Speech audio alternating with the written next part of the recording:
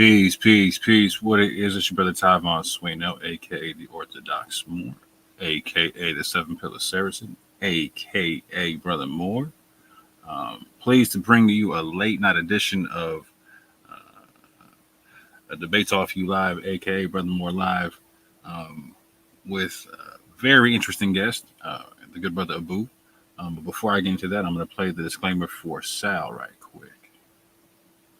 Brand disclaimer. The views and opinions expressed by individuals on this platform, the callers plus invited guests, are their own. The information you hear does not reflect the overall views of all parties associated with this brand. We encourage everyone to research all things heard live or via archive for edification purposes. Discretion is advised.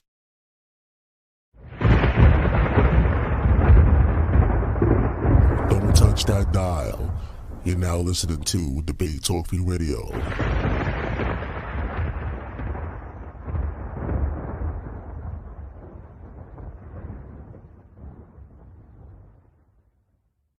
Help keep the show on the air. If you want to help, you can send your donation through PayPal. The email is debatetalkforyou@gmail.com or through Cash App, $Sal Showtime. Thanks for your support. So, like I said, family, I am pleased to bring to you a late night edition of Debate Talk for You Live, aka Brother Moore Live, with the good brother Abu. We will be discussing the Pews. We will also be discussing some DNA concepts and thought experiments, etc. Get into a little bit of Jed match and whatnot. But before I bring Abu on, I wanted to say this. I deal with a lot of Christian apologists out here in this community, with all different stripes of beliefs and whatnot. And I want to say this. I really appreciate Abu's example, like I appreciate Elder Mike's example, when it comes to how he dialogues and how he deals with certain people and whatnot. A lot of people make this a really emotional conversation in a lot of different ways, and it doesn't have to be. And when it becomes an emotional conversation, it's not beneficial for anybody's witness to the Most High or for the Most High. And so one thing I really appreciate about Abu is he takes a couple of things off the table in terms of discussion. I've seen him on Bryn's channel going at certain apologists like Faithful to God, for instance, and telling people we shouldn't try to put people in hell, and we should leave people's salvation to the sovereignty of God or whatnot. It creates more of a civil conversation. I respect that. Another thing, he was on here with me and the good brother Anonymous Hebrew, and broke down the fact that he doesn't really make nationality an issue in terms of conversation. He doesn't really take issue if we claim it for Israelites or not.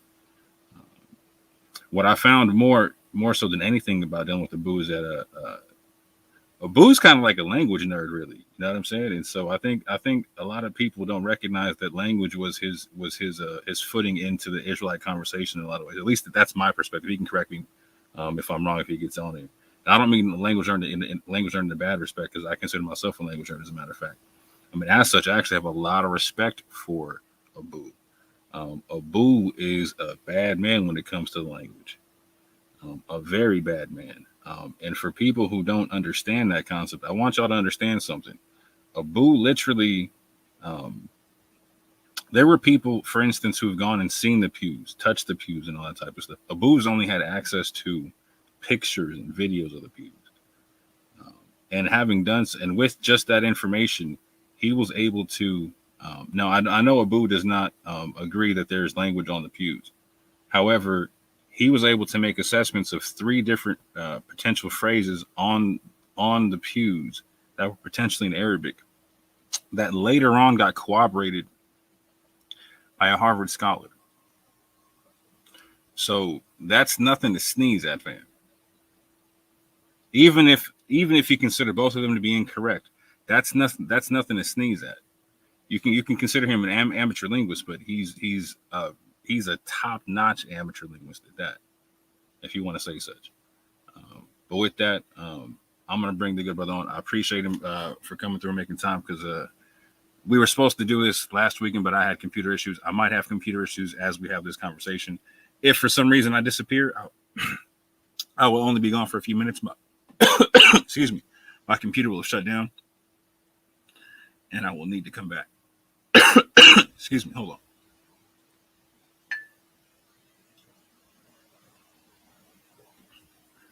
Yes, sir. Good evening. Sorry about that. Peace and blessings, brother, man. Yes, sir.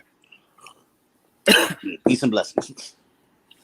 Hold on, I'm choking on my dinner right quick. Hold on. Sorry about that. I hope you feel better soon. I'm drinking some tea here. Hope you have a beverage nearby. Yeah, just drink some water.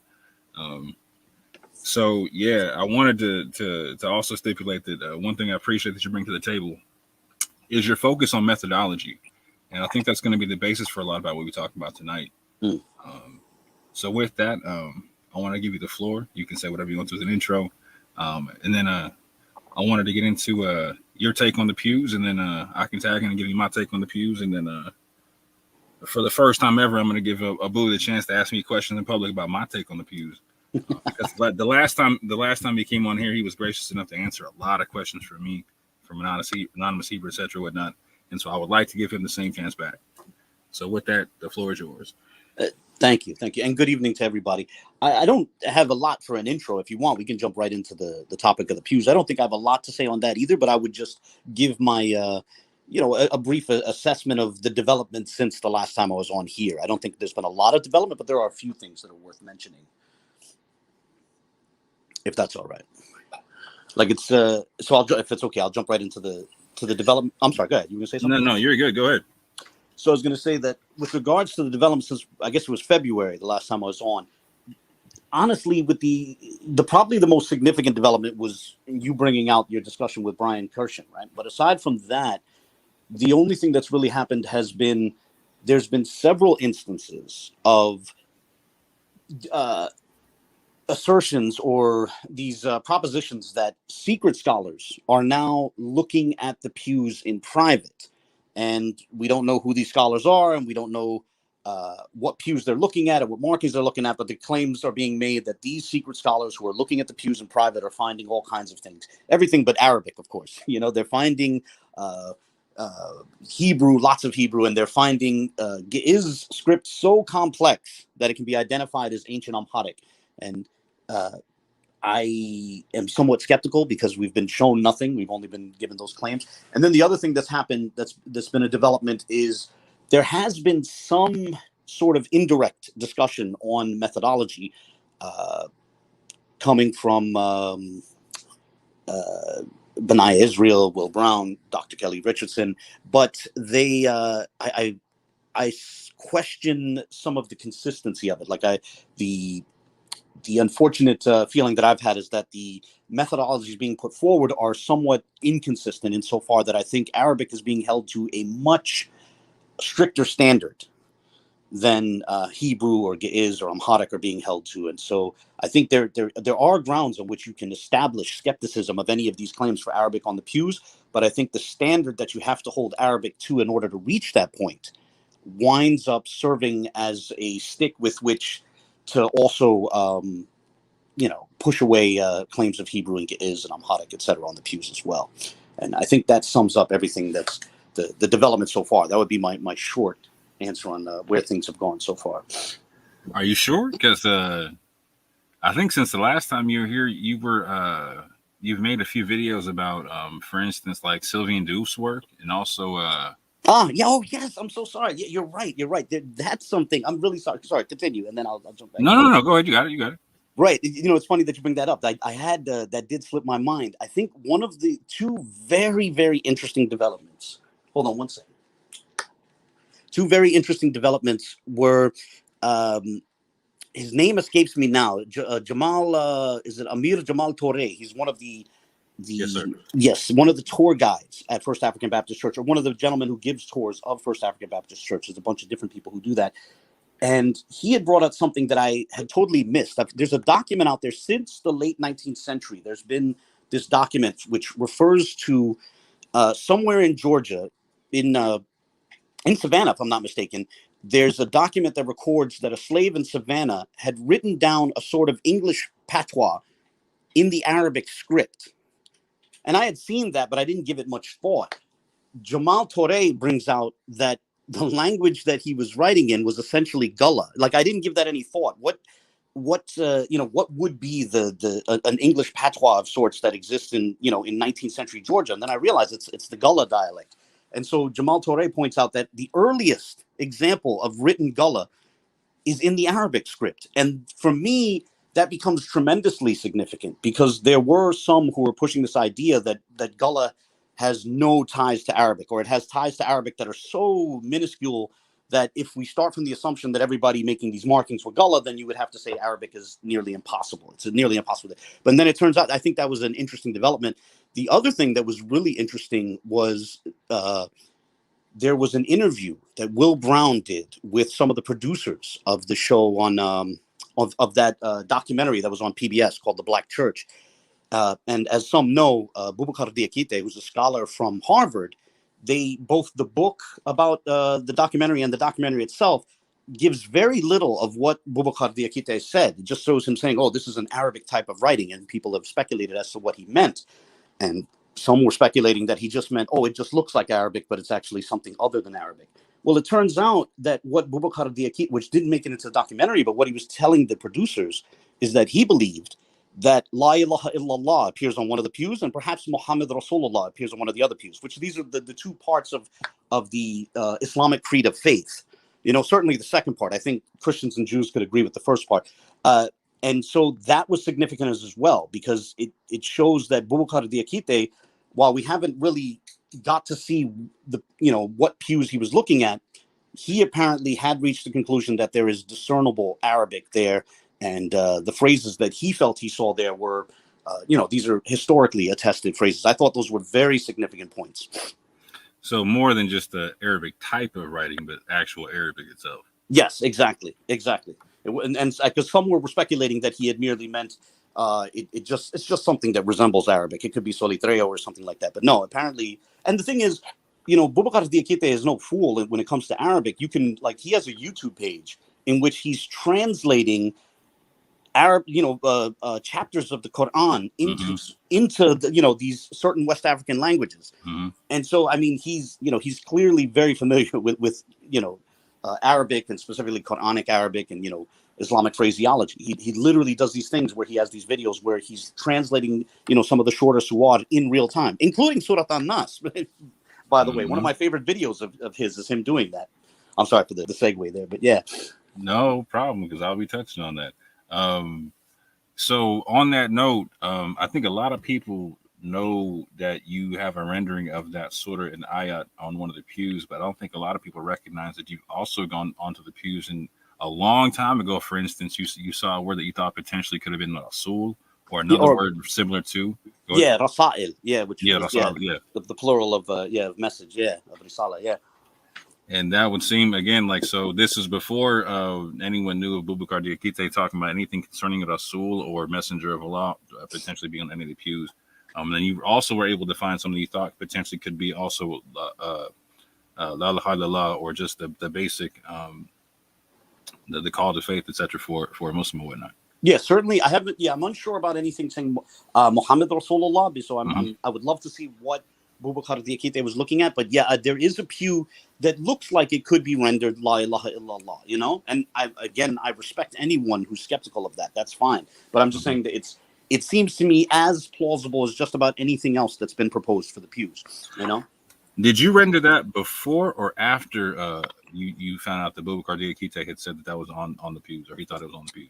I never went public with it. I had noticed it and had considered mentioning it. It was something I had considered, but I didn't say anything. It was when because it's funny, before I found out about that position, I think I had used it as a screen capture for one of my videos.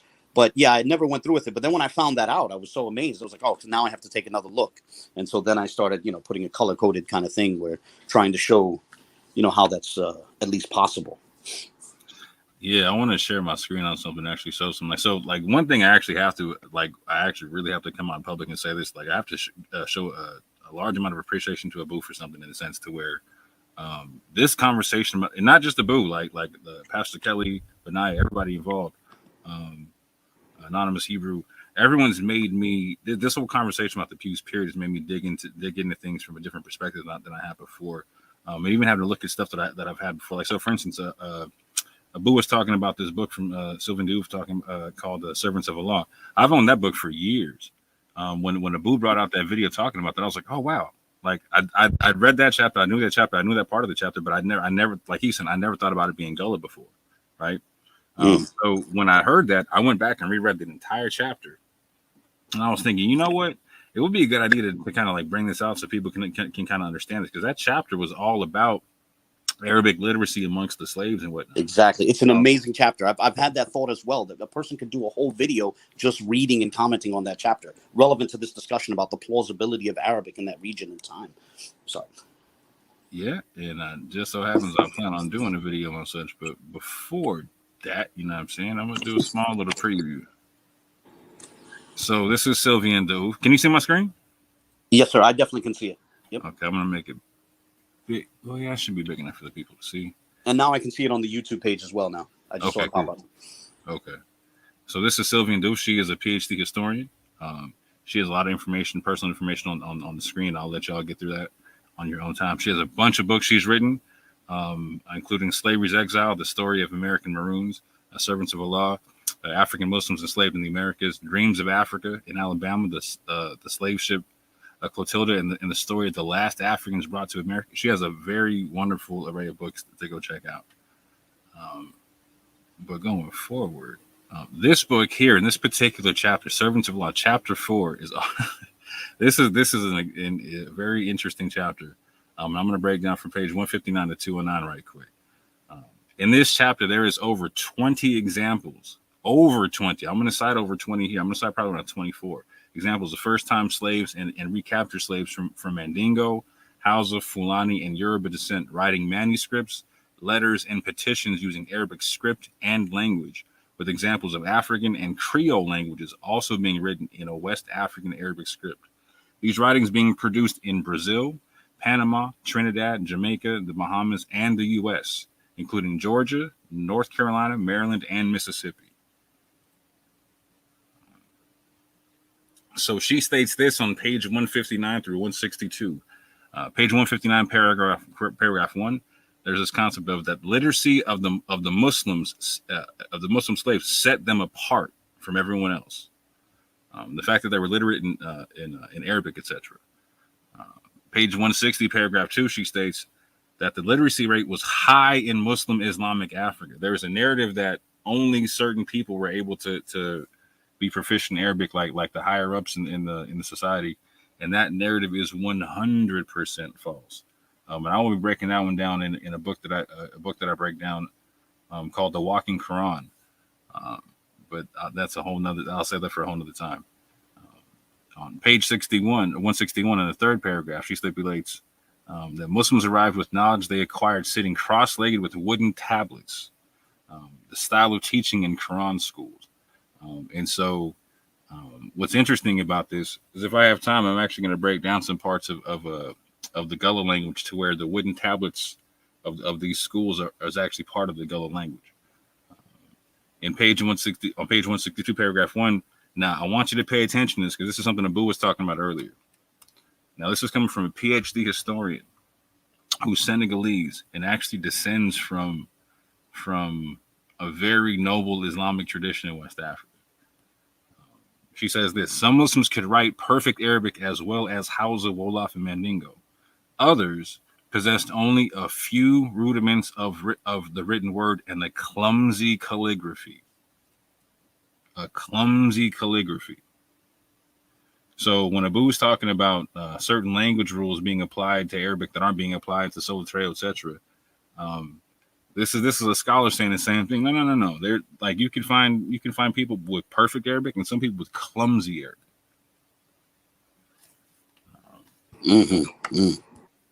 Going forward, my fault. I duplicated the page there. So these are just a small list of. Now this is not even everything from the chapter, family. I want you to understand that this is not even everything from the chapter, but these are instances of different slaves who had different levels of literacy in Arabic, in writing Arabic, reading Arabic, and using Arabic to even write other African languages, including Creole, the concept of a trade language or a mixed language amongst the slaves that had a blend of African languages and English, etc. So we see in page 162, we have Abu Bakr al-Siddiq from Timbuktu, in Mali. He had an Arabic autobiography in circa 1834. Again, in page 162, we have a Mandingo Muslim who could read and write Arabic and Quran verses. Page 163, we have Abdullah, a Hausa Muslim who could read and write Arabic in 1823. And I'm highlighting the Fulani Muslims because it was kind of noted. A lot of people, I've heard people kind of take shots at the Fulani in the sense to where like the Fulani Muslims who are known to be literate in Arabic, it was only the higher ups, and so I'm focusing on that just for clarity's sake, because there's definitely a quote here I want you to pay attention to on page 163. It says in page 163 about the Fulani Muslims, all the Fulani in Salvador could read and write. All of them. That's not in all the Americas. That's in Brazil, but they're saying all the Fulani could read and write. You could in previous pages, Sylviane Dioufe said that literacy was high amongst the Muslims in Muslim West Africa, and not even just the Muslims, West Africa period, because non-Muslims actually learned Arabic in the Quran schools in West Africa. Page 163, we have Salih Boulali, a Fulani Muslim from Messina, Mali, who could read and write Arabic, and he's from north of Sao Paulo Island, where Bilali Muhammad is at in Georgia. We have Omar ibn Said, a Senegalese Fulani, who wrote an Arabic biography and Surah 110, when thought to have written a prayer in English or a prayer in Arabic, a Christian prayer in Arabic. Excuse me. We have Muhammad Kabul, who wrote a 50-page Arabic manuscript. A 50-page Arabic manuscript. We have Abdul Rahman Ibrahim Ibn Sabri, a Fulani, who wrote letters in Arabic to a Moroccan consulate and trying to get freedom. Page 168, we have a Mandingo Marabat, a religious leader, who had an Arabic Quran. Page 169, there was a Muslim named Old Man Israel. Old Man Israel, and prayed with the book he had, thought to be the Quran. Page 170, Bilali Muhammad, a Fulani from Sierra Leone, wrote the Bilali manuscript on Sao Paulo Island in Georgia. So again,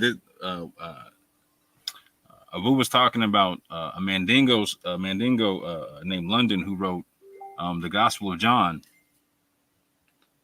in Gullah and in the Arabic script. And we also have in Georgia, Bilali Muhammad, a Fulani from Sierra Leone, writing the Bilali manuscript. So we have a large amount. We have literacy being shown very well amongst the slaves in Georgia, whatnot, at a high level at that. But we also see it in Arabic being used in a multitude of ways, to where it could be used to write Islamic things, but it could also be used to write non-Islamic things. So just like Boubacar Diakité was saying in the PBS documentary, that the people who wrote the surah potentially Surah 114 on the Pew, they may not have even been Muslim. They may not have even been Muslim, because in the Quran schools, again, you didn't have to be Muslim to learn in the Quran schools. However, you were going to learn to read and write the Quran. You were going to come out literate in that kind of thing. So when you learned the Quran there, you learned basic verses or basic surahs from the Quran, the shorter ones first. Surahs like 114, the shorter ones first. And you'll see later on, when I turn the page here, Surah 114. Go ahead. Forgive me for interrupting, but also Surah An-Nasr. No, go ahead. Surah An-Nasr, which you pointed out, one of them was writing the 110th chapter of the Quran. You see, there's this pattern of people in the region knowing the shorter surah at the end of the Quran. Right. And as a matter of fact, what the book actually points out is that there's actually a manuscript being found amongst a multitude of Muslims that actually contains a multitude of these small surahs. So I'll just skip down real quick to page 180, where again we see London and Mandingo writing the Gospel of John in Creole/Gullah with the Arabic script, in the first known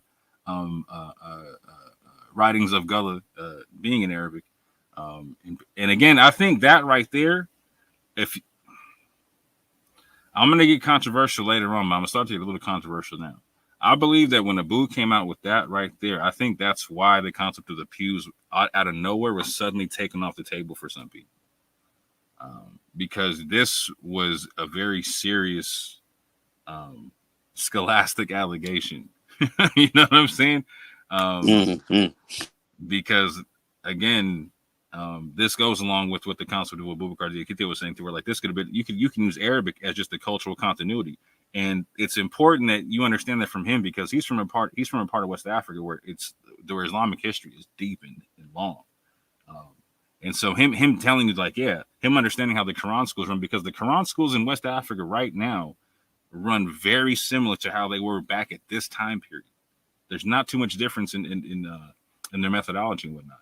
And so again, he knows historically that the Quran schools were open to anybody. You didn't have to be Muslim. And so you could be a Christian, you could be whatever, and still go to the Quran school, but you're going to learn to write Arabic. And this is why you see different forms of different language, etc., in the Creole being written in the script, because it's the lingua franca of the area.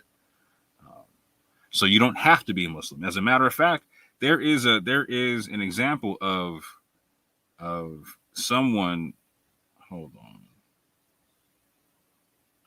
Abul Kelly, who was an Igbo, who wrote 3 letters. He was thought not to be Muslim at all. In fact, a lot of people thought he was a secularist. But he learned Arabic in West Africa in these Quran schools. But again, amongst the Muslims who were also here, there was manuscripts that were found amongst them that you would typically find from religious sects, etc., whatnot, that had passages from the Quran and different aspects of how to practice Islam and whatnot. And you would see these shorter surahs in the Quran, the ones that a youngster or someone who's first learning how to write Arabic is going to learn how to write, and the basics for recitation and whatnot. Also in the Quran, it tells you when you recite, to recite what's easy. So you're going to recite the shorter verses and whatnot, or the shorter surahs and whatnot. But we can see here again, page 181, that there's a manuscript found in 1835, where amongst one Muslim who also has all these things written down. And in page 190, we see another Muslim who has the same stuff written down in a whole other manuscript. Just dropping down to page 197, we see again where another petition is being written in Arabic script, but also in Creole. So again, this concept of being able to apply the Arabic script to multitudes of languages is something that's not foreign to West Africans, being that Arabic was a lingua franca. I'm going to stop boring people and stop sharing my screen right quick. Man, that was fascinating. I certainly wasn't bored. Even though I've read the chapter, I still was enthralled. So is there any comments you have on that while I go comb the chat for questions right quick? Well, the 2 things. The thing about the clumsy Arabic that's quite interesting, because that's something, when I was, as some people know, I'm a skeptic of any language being on the pews, even Arabic, but yet as some people, even certain Christian apologists have told me that I've painted myself into a corner, unwittingly presenting a strong case for Arabic, so much so that some of the Christian apologists around me are telling me, no, man, it's Arabic on the pews. The thing is, when I was doing that, I was thinking of the arguments in favor of Arabic and the arguments against Arabic, way back even in December. And one of the things that I thought about was the strongest argument for the case against Ilahi Nas appearing on that pew that's become the subject of so much discussion is the Alif Lam in the definite article of An-Nas is different, significantly different from the Alif Lam in Ilah, right? So that, for me, that seemed like the strongest argument against it saying Ilahi Nas, right? That maybe it just looks like it coincidentally, but somehow, the person who did this wrote the Alif Lam in one word, very different from the Alif Lam in the other. But the thing is, when you look at that document from Haiti, where there was a slave in the 1700s who wrote down Surat al-Ikhlas, one of the things that's striking is you see a very similar inconsistency in the way that he wrote alifs and lams. There's cases where an alif is really short, another case where it's really long, same thing with the lam. There's a case where towards the end of the surah, one lam is very small. It's smaller than the ha that comes right after it in lahu, right? And then the next right after that, the lam goes, it's skyrocketing into the air. And then there's other places where he just omits an alif or a lam, and so it's interesting that what I thought was the strongest argument against Ilahi Nas, there's even a counter to it when you look at other unambiguous Arabic written by slaves in the Americas. That's one thing. And then the other thing with the Umar ibn Sayyid, the whole thing with him writing Surat al-Nasr, the 110th chapter of the Quran, and and people thinking it's the Lord's Prayer, that also has relevance to this, because some people are very adverse to the idea of people bringing Islamic terminology or Quranic terminology into a Christian environment. And we already have one answer to that, which is the one that Boubacar Diakite gave, which is correct, that, they could simply be retaining vestiges of their former faith. They'd be Christians themselves. But the other thing is, it's also possible that someone is simply still a Muslim. That's certainly likely the case with Umar ibn Sayyid. And there's no one around him really to check him on it, Like, he can produce Quranic material and then a large number of people who come into contact with what he wrote aren't able to distinguish. They're not familiar with it enough to be able to say, whoa, wait a minute, that's not the Lord's Prayer. That's Quranic text. And so that's significant also, because I think there's some out there that take this attitude of, it's impossible that anyone would, write something Quranic, on a pew of a church. And so, I mean, there's already the point that Boubacar Diakite made, but also there's the point that even if someone was still a Muslim, or still had those sort of leanings, like, let's say, because, like, I don't think La ilaha illallah is controversial, but I could see how Muhammad Rasulullah raises more questions. But the question becomes, how many people would be in place to try to prevent that from happening? That's also an interesting question. But go ahead. That's all I wanted to say on that. Yeah. And in terms of the language, now I'm going to touch on this in a whole other video. I'm going to actually go real specific on this in the video, but I'm just going to real light touch on it here. So in Sylviane Dioufe's book, in her work, one thing she touches on is the Islamic, or the how different Islamic influences have penetrated into African American culture, and people might not have recognized it. For instance, how certain ways of calling to prayer may have made it into to the way people enunciate and hold notes in blues songs, etc. She also talks about how certain words, for instance, like alone or whatnot, were actually introduced in songs and elongated so that Muslims could actually say the word Allah. And so here's an example of something like that, right?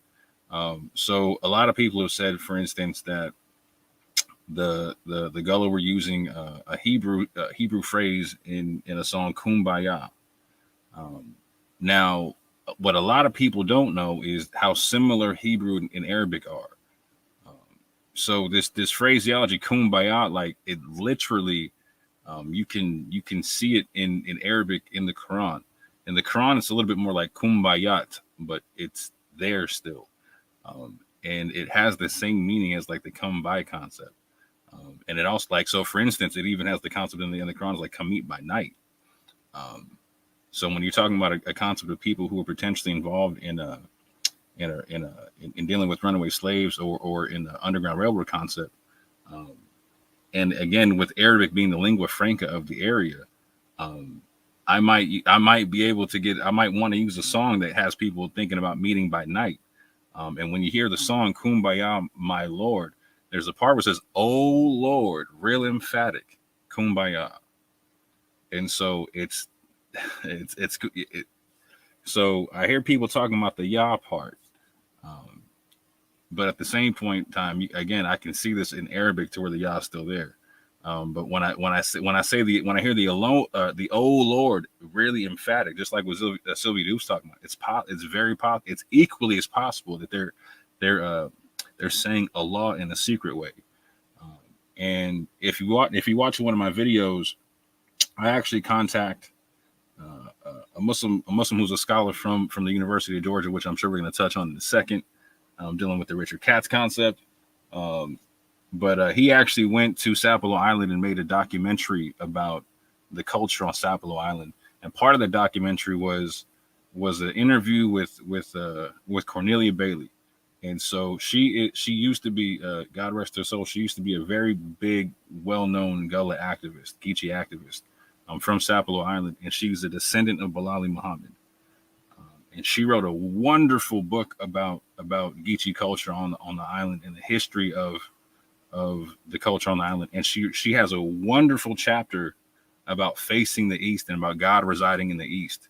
And it has to do with the establishment of the first, the establishment of the first African Baptist church in 1865 on the island there, not the one in Savannah, but in Sapelo. And she breaks down the fact that the people who established the church were actually Muslims themselves. And that the first people, the first year that only a handful of people got baptized, and that the majority of the people there were Muslims and they wanted a place to pray. And slowly but surely it turned over to a Christian concept. But even so, they blended their beliefs in such a way to where they had a very unique way of practicing their Christianity. So the women all covered their heads, they covered their shoulders, they covered their arms. They came in modest. When they entered into the prayer house, the men and the women separated, like in Islamic circles, and also like in Jewish traditions, etc. And they prayed facing the east 3 times a day.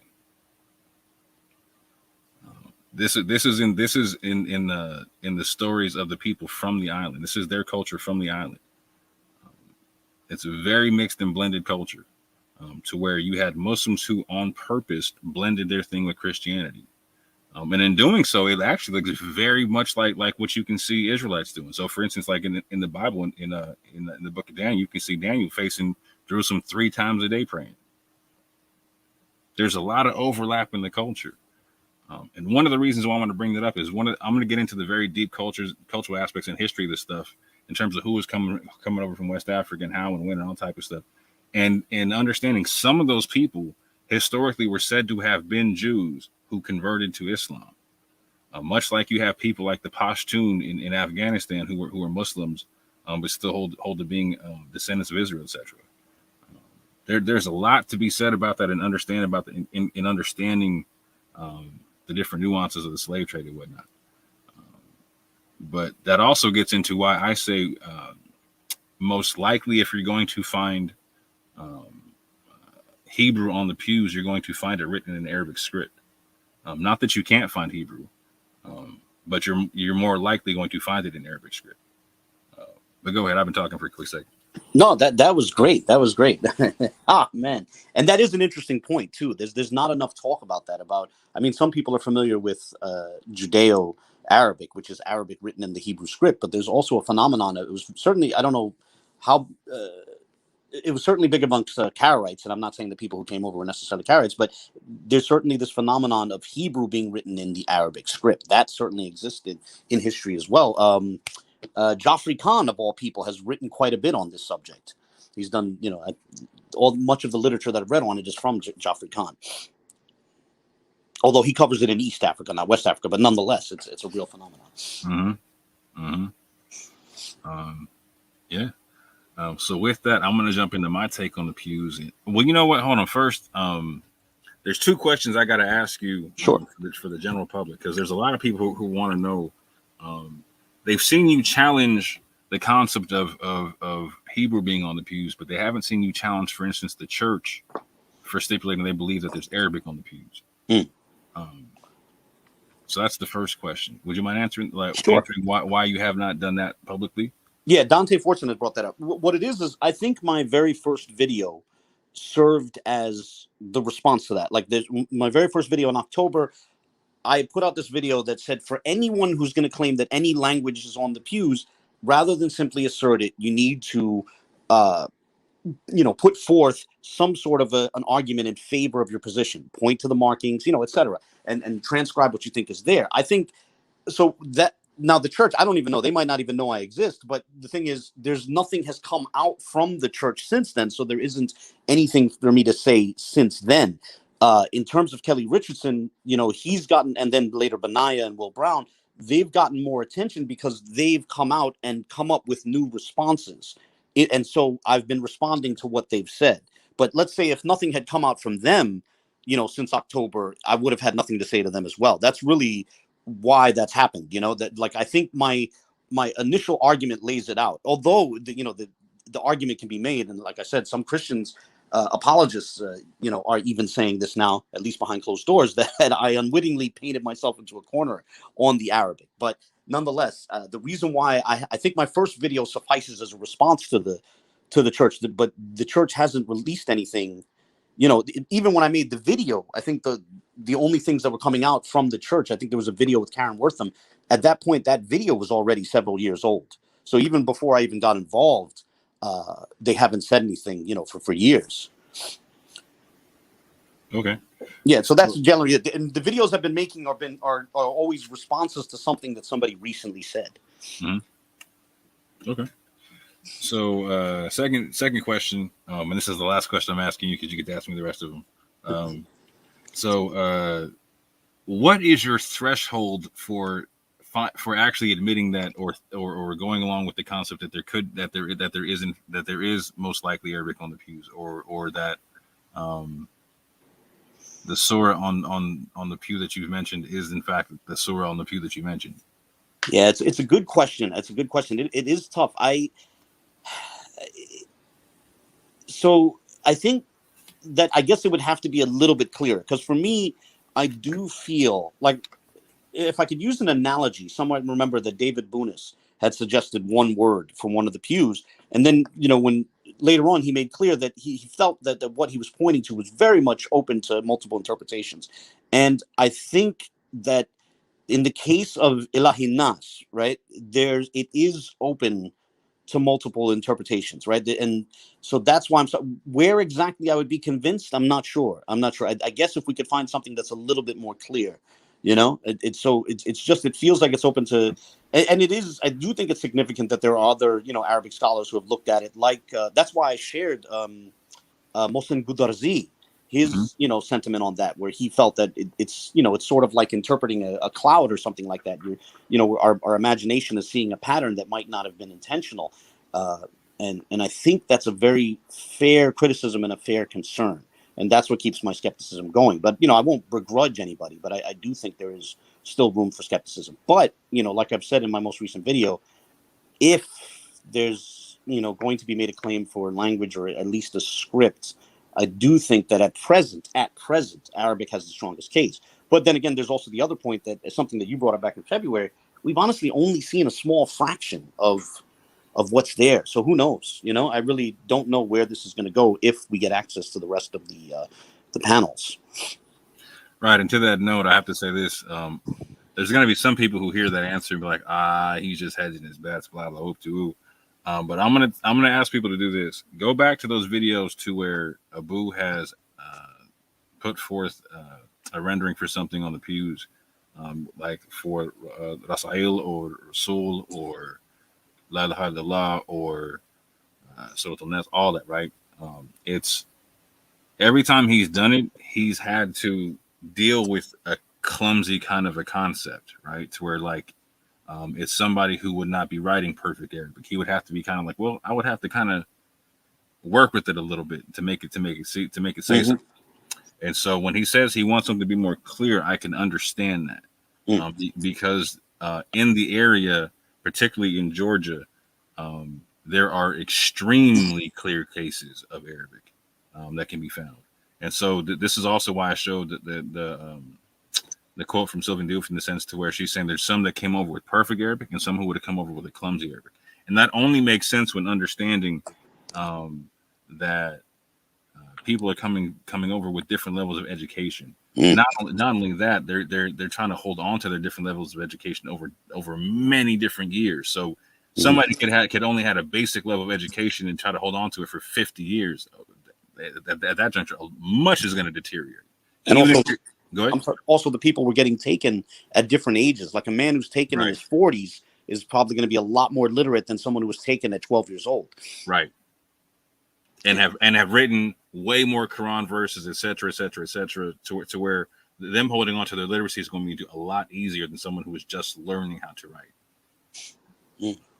I think, I mentioned this earlier. So with regards to Ilahi Nas, right, I had said that the biggest knock against it, and it's funny because none of the other critics of it have brought it up. I've brought this up in my videos. The biggest knock against it is the fact that the Alif Lam in Ilah is very different from the Alif Lam in An-Nas, right? Assuming that's what it says. And then I said, well, the counter to that is that text of Surat Al-Ikhlas that came out of Haiti shows a similar inconsistency in the way it handles alifs and lams, right? So that becomes a counterweight. But then to turn it back again, Mohsen Gudarzi had looked at, aside from that pew that allegedly has Ilahi Nas, he also looked at that text from Haiti that has Surat al-Ikhlas, and he had said at the end of his email that he sent me, which you showed on your show back in February, that he felt that the text from Haiti was far more clear still. As inconsistent as it might be with its alifs and lams, it's still far more clear than what's proposed to be Allah Nas on the pew. So yeah. On top of that, on some devil's advocate type stuff, like so the two professors who were proficient in Sotrail, who were consulted, David Bunis and Brian Kirshen, when they first looked at it, their first thought was Arabic, is what they said. That was their first thought. And then Bunis said no Sotrail, and then Kirshen said that. Now this is where the clumsy part comes in. It says these letters don't particularly conform to Sotrail, so he had to kind of make him work too when he gave his rendering of Ariel. So it wasn't like a perfect Sotrail either. So it would have to been. This is where like you got to use even scales on both sides for like exactly. That's a big one for me. That's a big one for me. I think it's fine if people want to take a position that lets in Hebrew and Ge'ez and stuff like that, but I think in order to do that, if you're consistent, you have to weigh things by a scale that would also let the Arabic in. In order to push the Arabic out, you have to hold to a very strict standard that's also going to push out the Ge'ez and the Hebrew and stuff like that. Yes, sir.